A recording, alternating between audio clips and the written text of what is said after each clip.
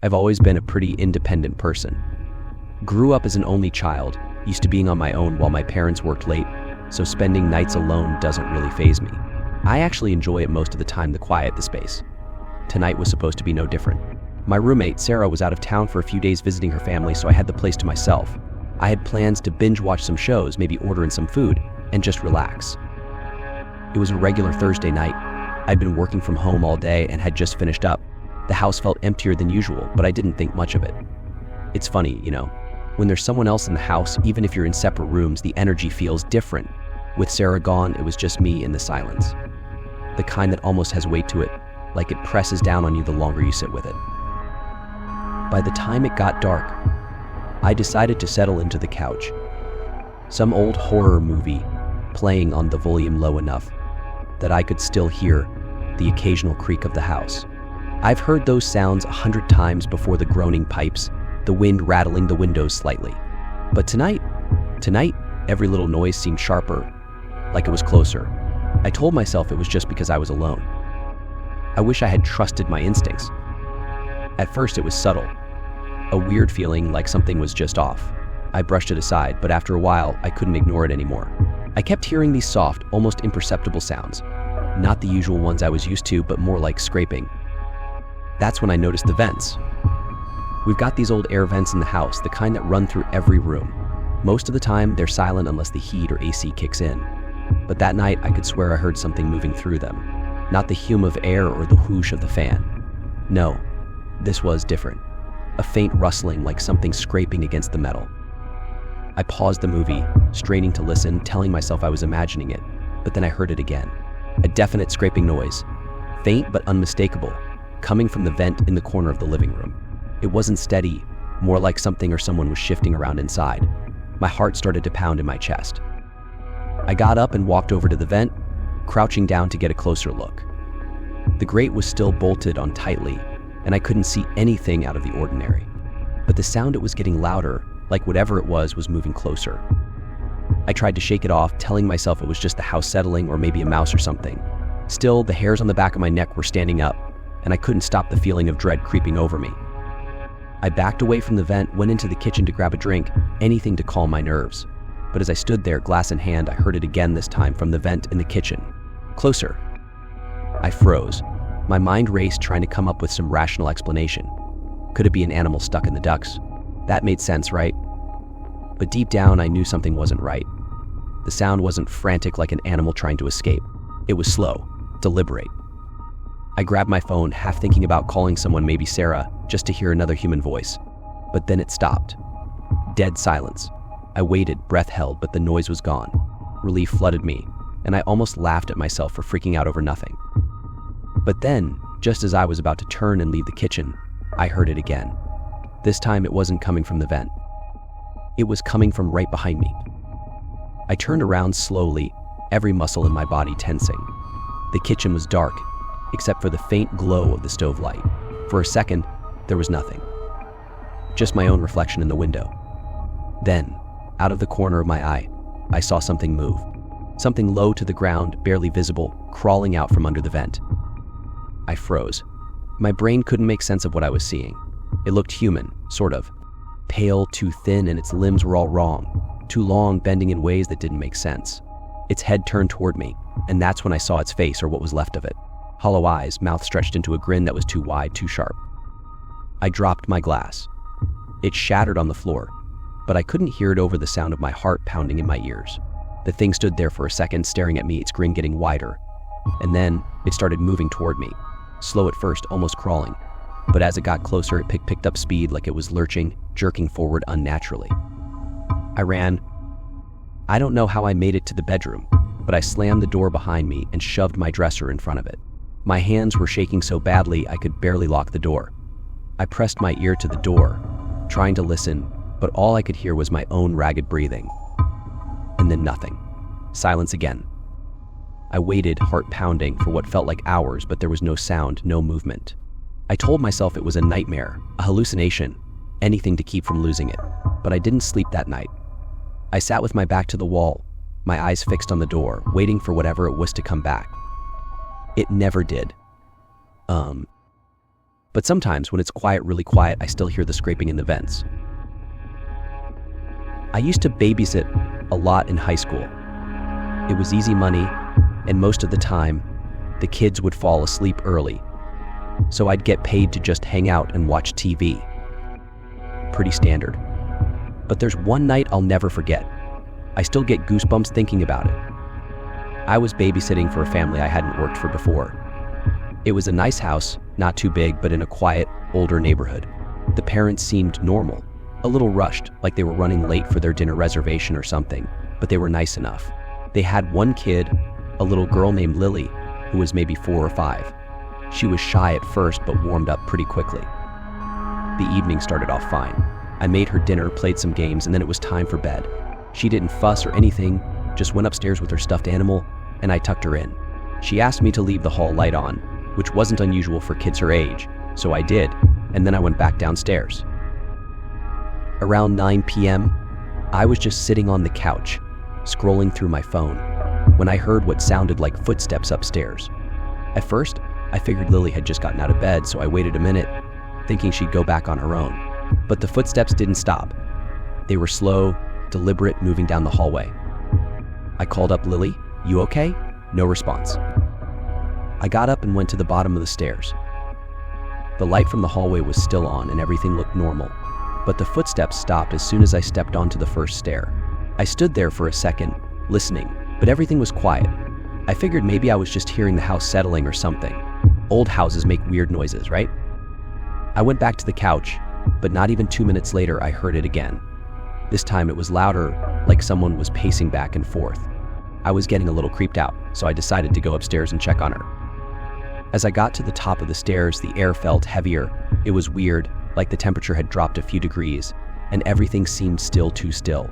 I walked down the hallway to Lily's room and slowly pushed the door open. Lily was sitting up in bed, wide awake, clutching her stuffed animal to her chest.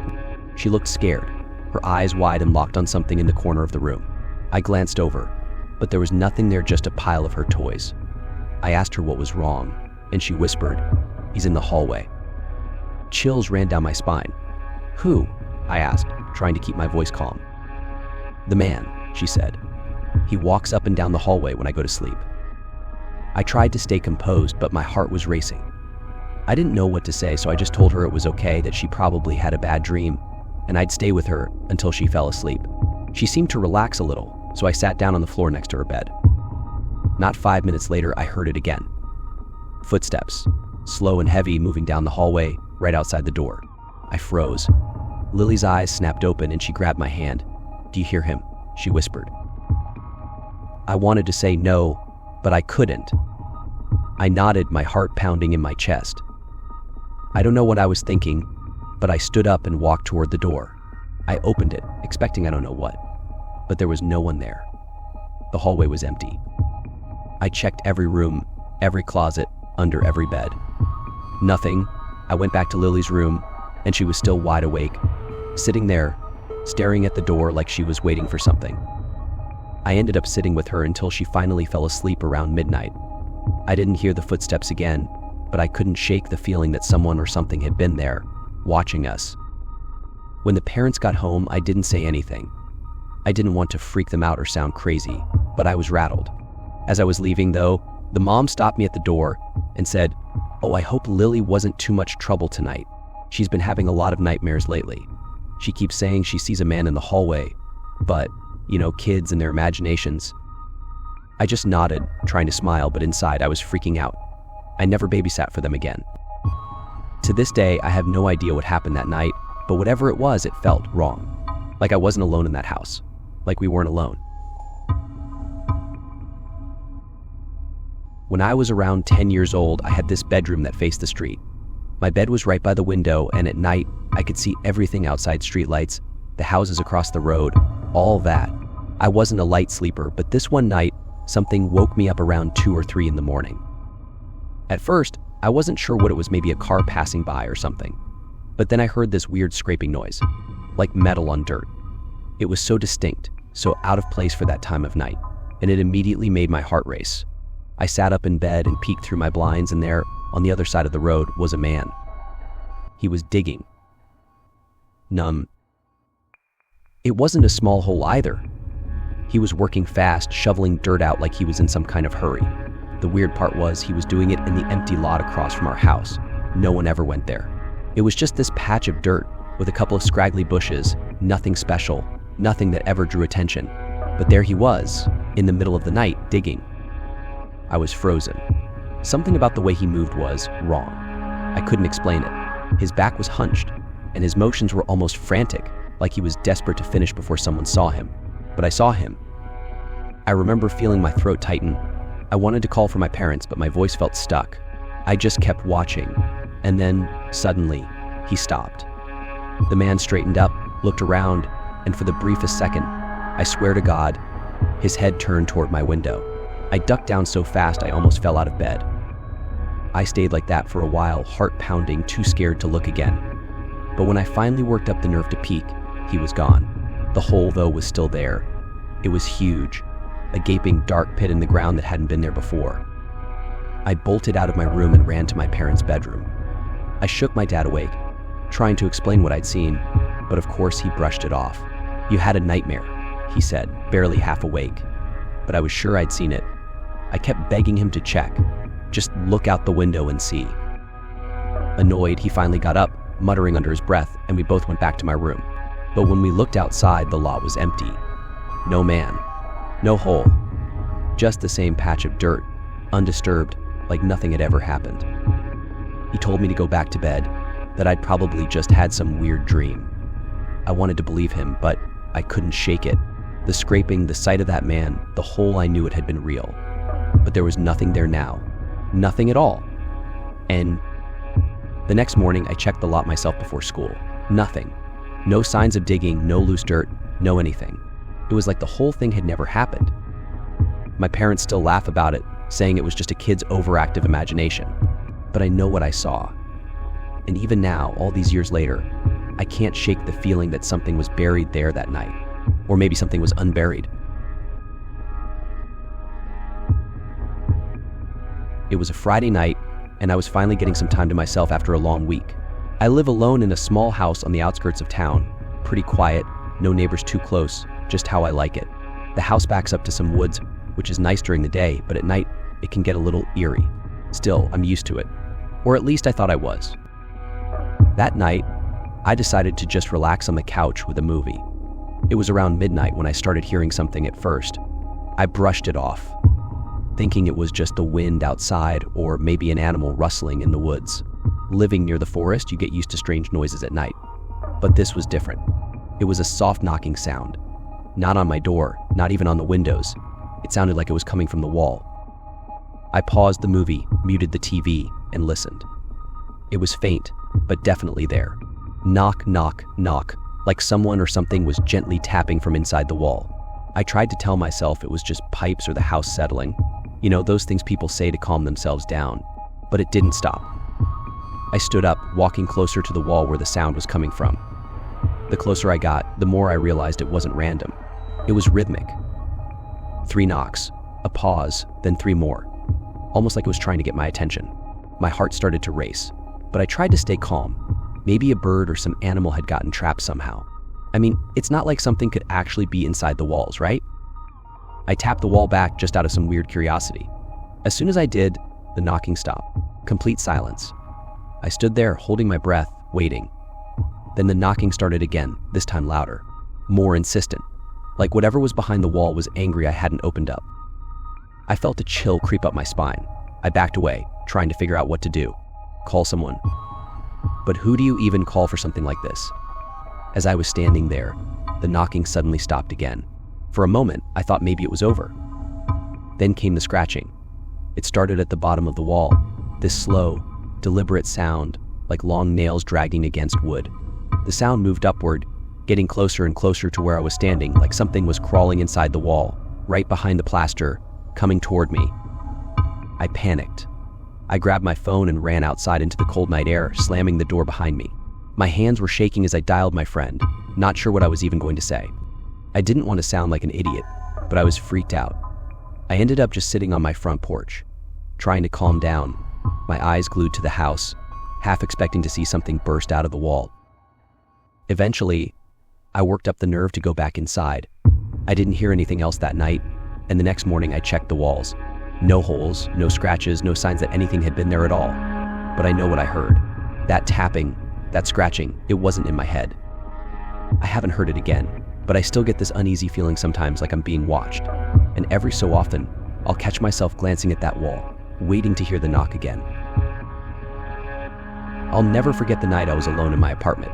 It was a small place, just a studio with an open floor plan. Nothing fancy, but perfect for me. I had just moved in a couple of weeks before, and I loved the quiet. No roommates, no noise from the city below, just peace. Or at least that's what I thought. It was late, probably around 11:30. I was sitting on my couch, half watching TV, half scrolling through my phone. My windows were open just a crack, letting in a light breeze, and everything felt so normal. Then, the power cut out. Not just in my apartment, but the entire building. The TV went black and the fracks in the fridge, and the streetlights outside all died in an instant. I figured it was just a random outage, so I sat there for a minute, waiting for it to come back on. But it didn't. The only light was from my phone, casting this dim glow across the room. I decided to go check the hallway to see if my neighbors were experiencing the same thing. As I got up and made my way to the door, I heard something. It was faint at first, almost like it was in my head, but then it got louder. A tapping sound, slow, deliberate. It was coming from my window. I froze. The tapping was rhythmic, like someone was knocking, but I was on the 3rd floor. No fire escapes, no balconies, just the drop down to the alleyway below. The sound kept going, tap, tap, like whoever or whatever was outside wanted to get in, but wasn't in a hurry. I didn't move for what felt like an eternity. My heart was pounding in my chest, and I could feel the sweat forming on the back of my neck. I told myself it was the wind. It had to be. But then, as if it had heard me trying to rationalize it, the tapping stopped. I held my breath, trying to listen for anything.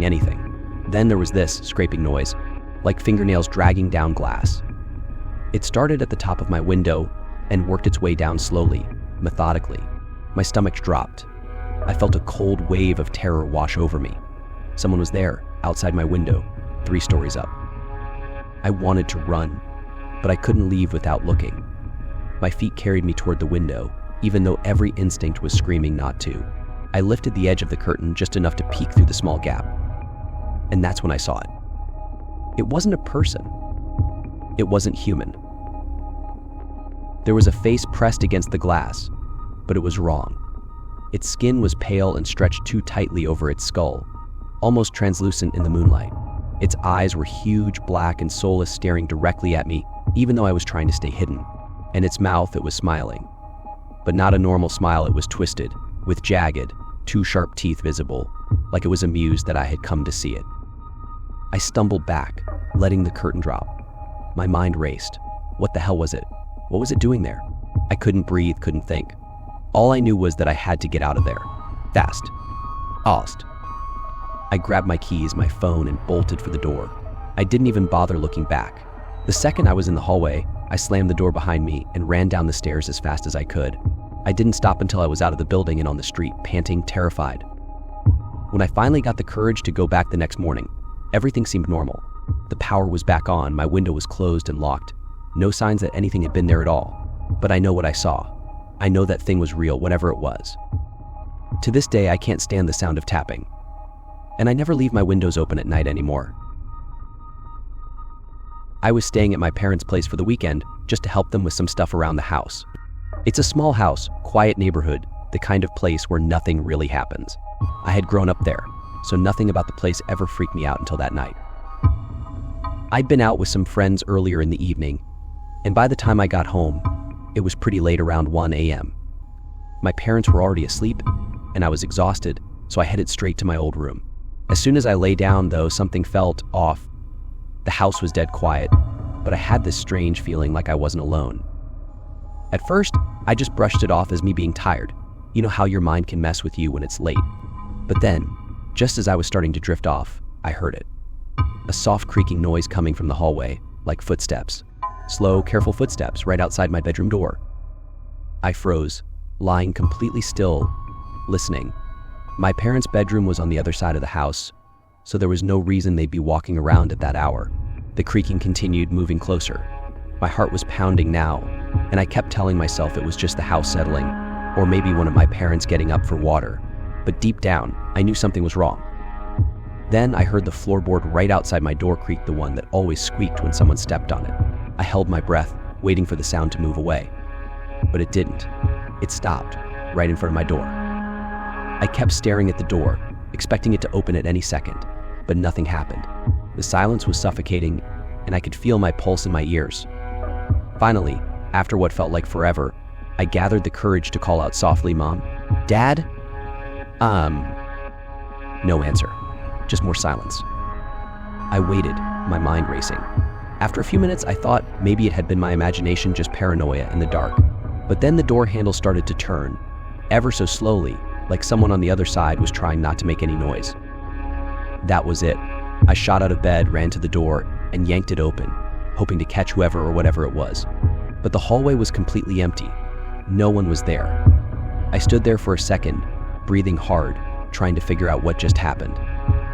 I checked on my parents. They were sound asleep, hadn't heard a thing. I searched the entire house, nothing. All the doors and windows were locked, no signs of anyone having broken in. I went back to my room, but I didn't sleep that night. Every little sound made my skin crawl, and every time I looked at the door, I half expected it to start turning again. To this day, I don't know what it was. Maybe it was just my mind playing tricks on me, but it felt too real. I've never felt that kind of dread before, like something was watching me, right there in the room, just waiting. I never thought I'd find myself in a situation like this, but here I am, sitting on my bed with the lights on and the curtains drawn, feeling like I'm still being watched. I thought a solo retreat to a remote cabin in the woods would help me recharge, but it turned into a nightmare I can't shake. A bit of background: I had been feeling burnt out and overwhelmed. Life in the city was suffocating, with its constant noise and stress. My job was demanding, and the pressure was starting to take its toll on my mental health. So when I found this rustic cabin available for rent online, I jumped at the opportunity. It was isolated, deep in the woods, miles away from the nearest town. The pictures promised cozy interiors, a wood-burning fireplace, and breathtaking views of nature. It seemed perfect for someone looking to disconnect.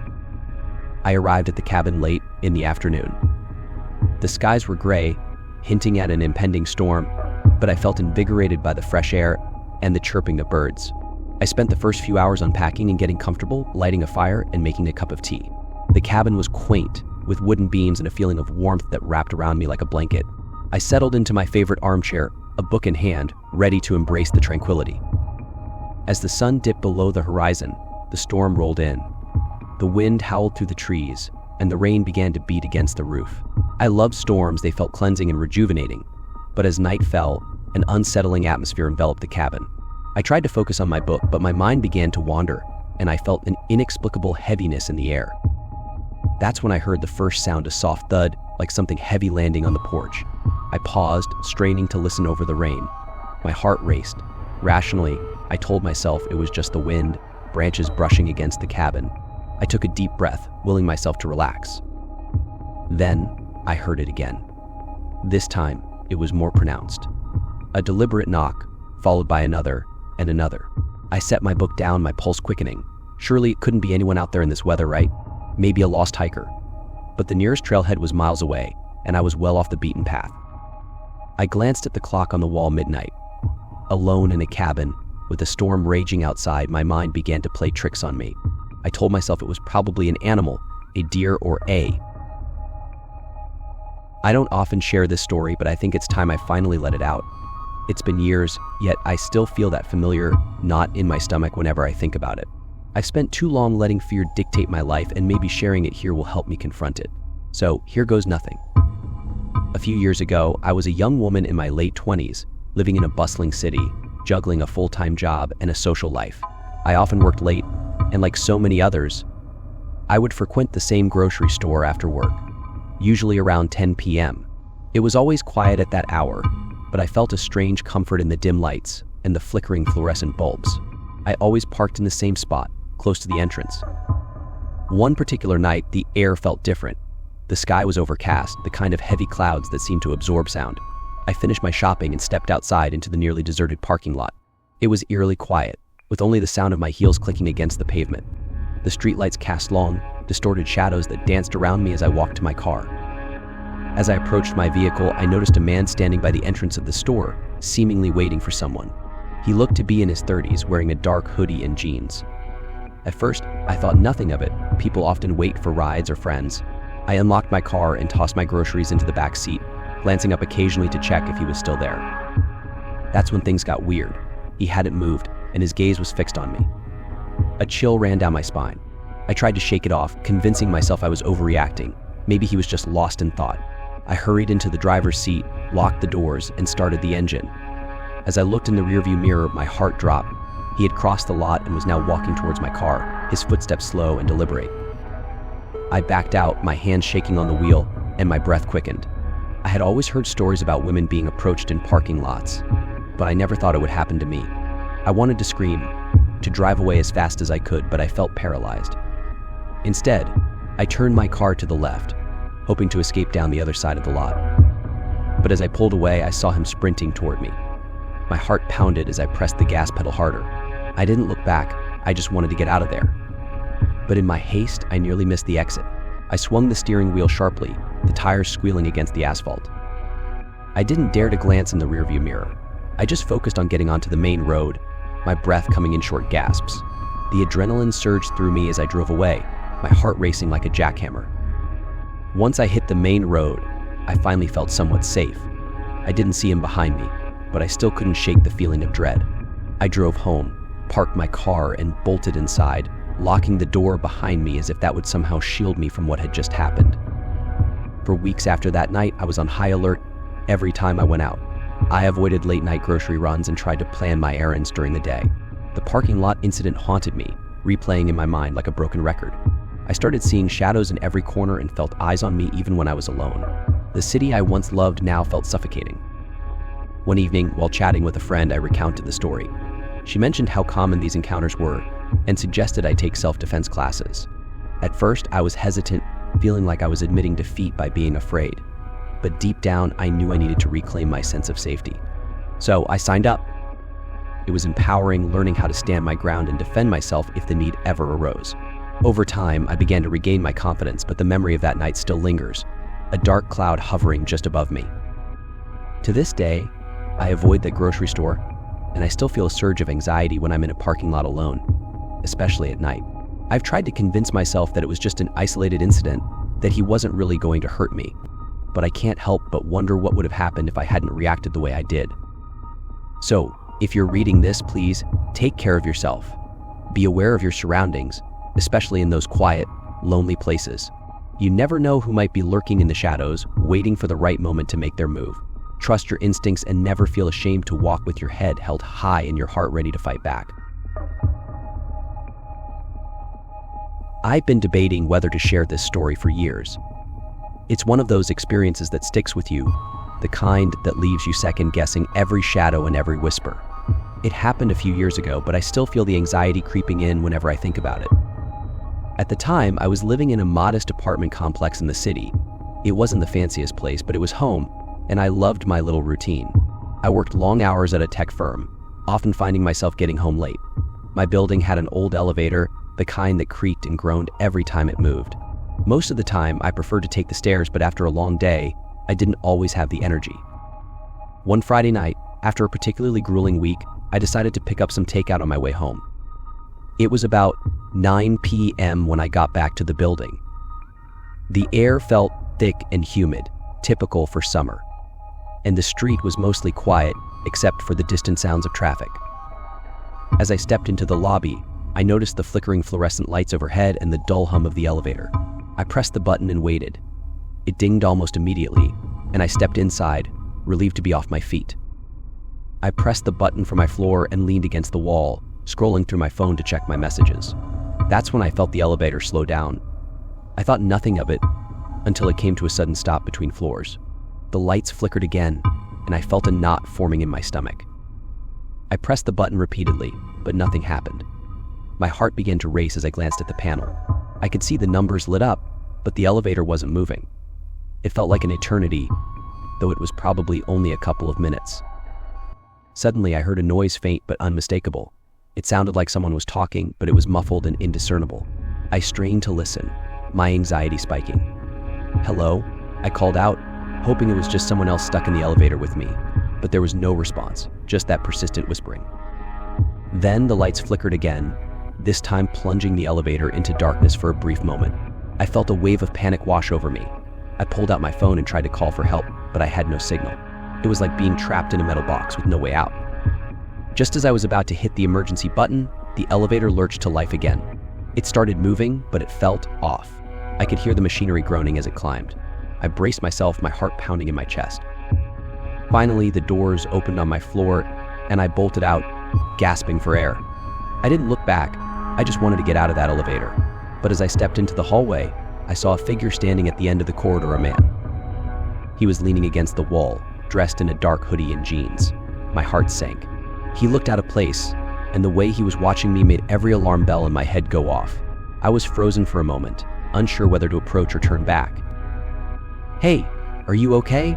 I called out, trying to sound brave. He didn't move. Instead, he just stared, and I could feel my pulse quickening. I made a snap decision and turned around, heading toward the stairwell. I needed to get away. As I pushed through the door, I could hear the man shift behind me. I didn't look back. I rushed down the stairs, my feet pounding against the concrete, adrenaline surging through me. I reached the bottom and burst through the door into the lobby, my heart racing.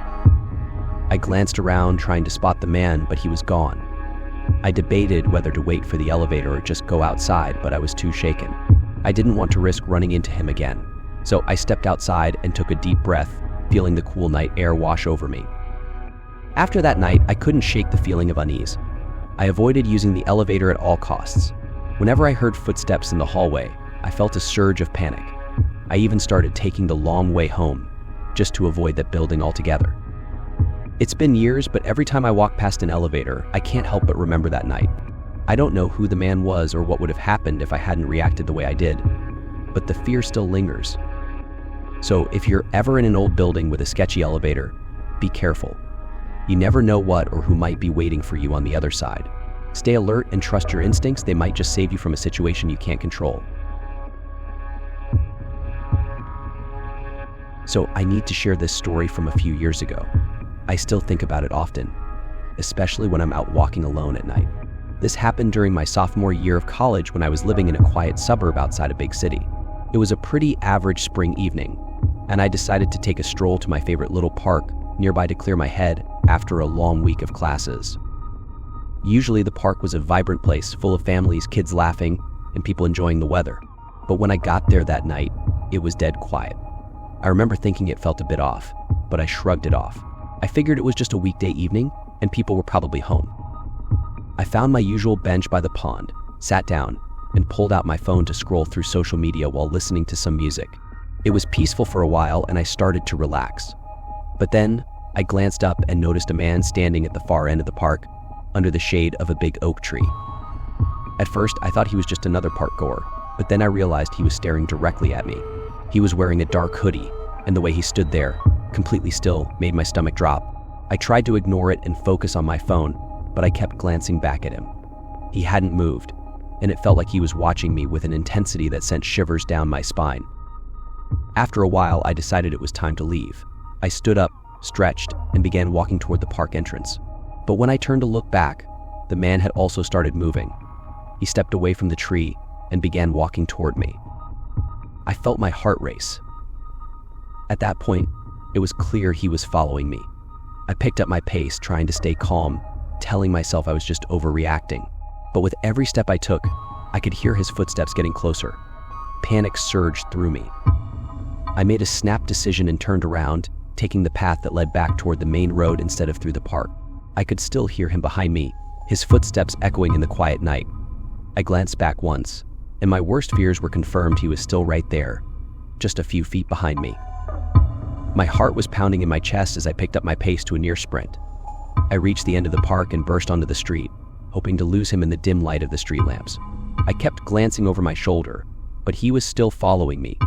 I felt a mix of fear and adrenaline coursing through me as I desperately scanned my surroundings for a safe place to go.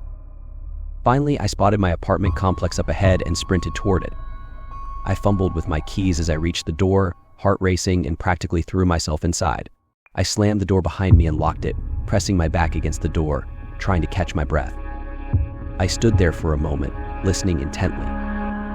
The silence was deafening. I peered through the peephole, half expecting to see him standing right outside. But the hallway was empty. I waited there for what felt like an eternity, feeling the adrenaline slowly fade and the fear creep back in. For days after that night, I couldn't shake the feeling of being watched. I avoided the park and made excuses to stay in during the evenings. Every time I heard footsteps in the hallway or saw someone walking by my window, my heart would race all over again. Eventually, I went back to the park during the day, trying to reclaim my sense of safety. But the memory of that man still haunted me. I never saw him again, but the feeling of unease remained. So if you ever find yourself out walking alone in a quiet park at night, trust your instincts. Sometimes that gut feeling that something isn't right can save you from a situation you never saw coming. Stay safe out there, folks. I work in a small office that's open 24/7.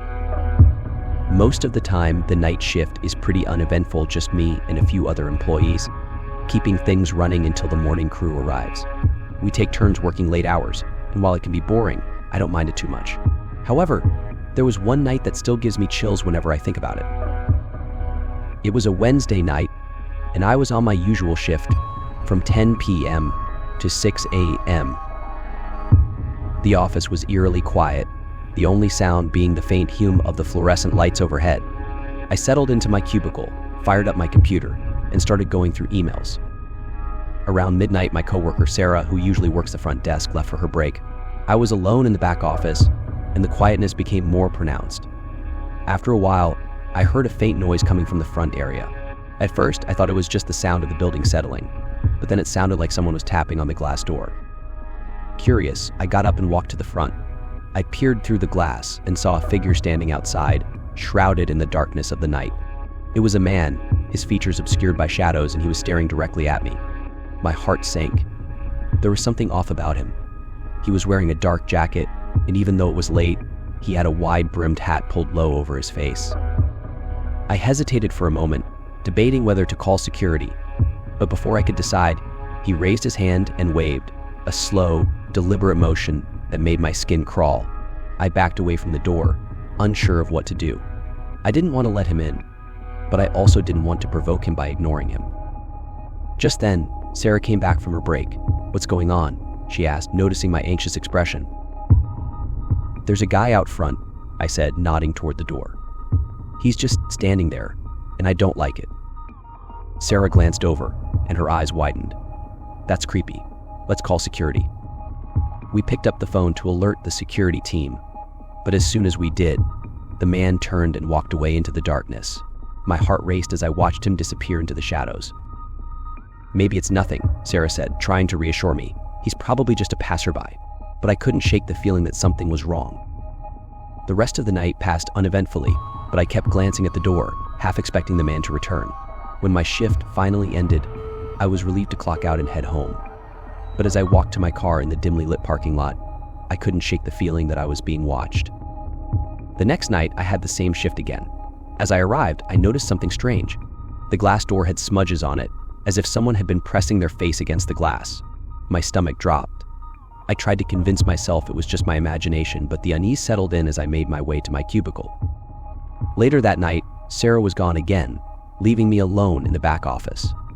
The atmosphere felt heavier, and the silence was almost deafening. I tried to focus on my work, but I kept hearing faint tapping sounds just like the night before. This time, my heart raced as I felt an icy chill run down my spine. I got up and cautiously walked to the front again. Peering out, I felt my breath hitch. There he was, the same man from the night before, standing outside, staring at me through the glass. I could see his face more clearly this time. His expression was blank, almost emotionless. I stumbled backward, heart pounding, and grabbed the phone to call security. "There's a man outside," I said, trying to keep my voice steady. "He's been here for 2 nights in a row. Stay inside and keep the doors locked. We'll send someone right away," the security officer replied. I hung up and watched the man through the glass, frozen in fear.